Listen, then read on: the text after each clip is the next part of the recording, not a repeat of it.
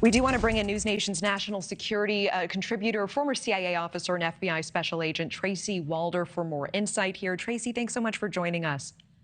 Thank you for having me, Natasha. So there are a lot of layers here. Let's start with the escape itself. The jailer says that he may have used a paper clip to get out of his cuffs. Then he kicked out the back window of the transport van, which did not have a working camera, by the way. What do you make of these details as they're coming out?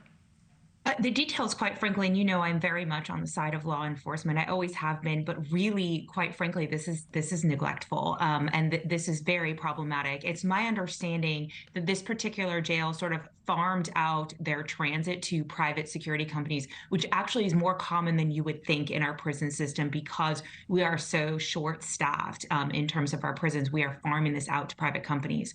As a result of that, my concern is when someone is in transit, they should have a belly chain on as well as shackles, which even if he could get his hands on a paperclip, I'm not sure how he would be able to undo the lock. So that's problem number one, in that I don't believe he was probably secured properly. The second problem is that there shouldn't have been a paperclip there. You are supposed to do a very thorough check and actually log that check prior to transporting an inmate, because if we look at all of these past escapes that we've been seeing a lot of, quite frankly, really a lot of them have occurred, all of them have quite frankly occurred in transit periods, which is the most dangerous time.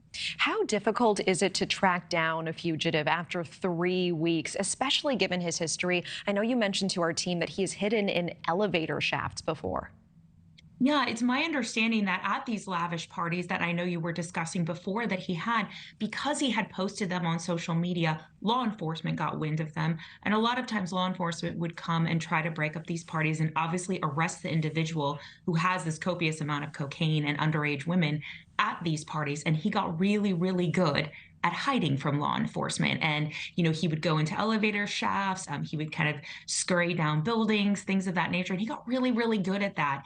So much so that he was able to be on the run for 2 years as a fugitive until he was found. And so I want to hope that he will be found, because I just believe his behavior will become more and more dangerous and unpredictable. It already is, but I really think he's had quite the head start and quite the practice in this. Yeah, and I do want to pivot, Tracy. I know that you're also closely tracking this other story making headlines this weekend. The son of a major former Hollywood talent agent. I mean, he was the agent to George Clooney at one point.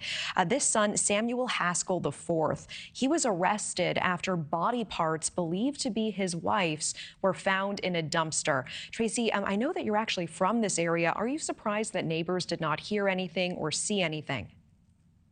So in my opinion, yes. And I don't want to put any kind of blame on the neighbors. That's not what I'm trying to do here.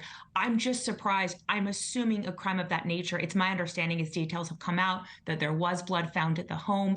I'm just going to go ahead and assume that this may be where this crime occurred.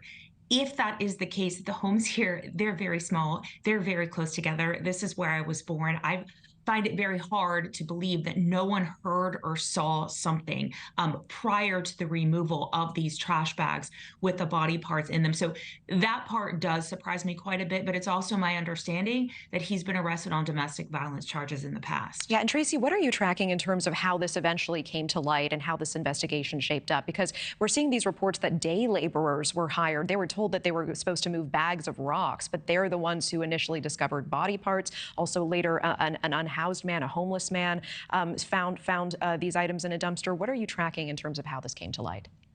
So, first of all, it's really difficult position that these day laborers and potentially homeless person were in, because the reality is they're probably scared to come forward. They don't want to, have any contact with authorities whatsoever. But it sounds like they did do the right thing here. What's even more disturbing is they were most likely targeted by him because he knew that they wouldn't come forward and say anything. And I think that is very maniacal if you think about it. The fact that he sought out this group of people, knowing that they may or may not come forward, most likely wouldn't come forward, I think is even more maniacal and even more premeditative to what he did.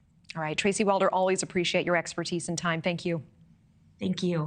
Thank you for watching. Go to newsnationnow.com to find News Nation on your television provider. And don't forget to click the red subscribe button below to get more of News Nation's fact-driven, unbiased coverage.